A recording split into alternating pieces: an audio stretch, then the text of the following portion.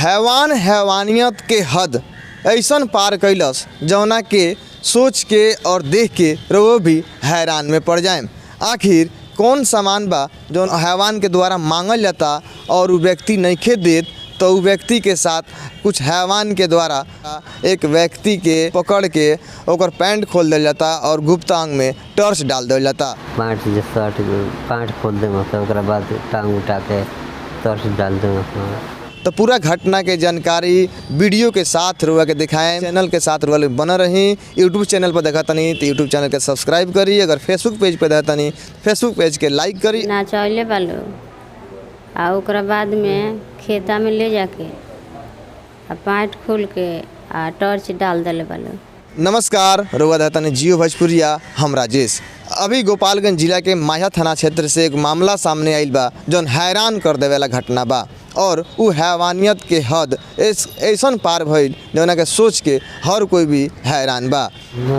Border कौवे लीजिए नाचो 5 जना मिल के ले गलो कौवे लीजिए बॉर्डर बा नाचो। हम जे हम ना नाचिले ओत से खैनी हम नहीं खिले 5 जना मिल के पल्हा के ले गलो खेत में।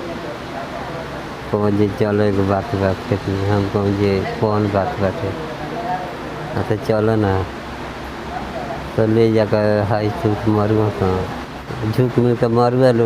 बाद टांग उठा के अथी पैंट खोल देंगे तो बाद टांग उठा के टॉर्च डाल देंगे। बाद मारियो देंगे 4 लाख मारियो के बाद कतर तुझे फिर से कहबे मन हम कहिए ना कहे ना तो मिलजुल के तरह का काट देता ना तो मुँह देते। खेत में ले गलो तो 5 जना मिल के पूछे लो सनुआ कहे जे खैनी दो। हम कह जे खैनी हम ना खाइले तब कहते जे चल खेत में जब ना कर जाता मोबाइल ले बार था। हम कहिए ना मोबाइल नहीं थे दारू पिया। हम कहिए दारू ना पियाए न पी ले न पियाइले। तब कहते जे चलो तारा एगो खेत में बात बाटे। तो हम कहनी कौन बात बाटे चलो ना। तब चल जाके 5 जना पूछत रहे आ पूछ के हमरा के सब जना मिल के मारले बने।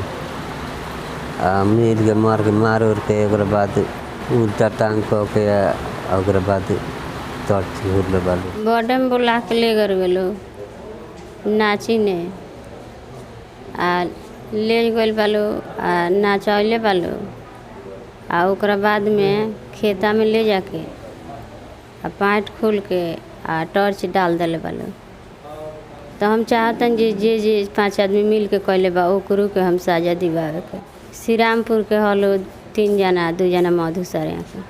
तो रोलन वीडियो देखनी है कौना प्रकार के बा एकदम सोच के और वीडियो देख के भी सारा लोग हैरान में पड़ल बा। पीड़ित परिवार सजा दिलावे के मांग करता।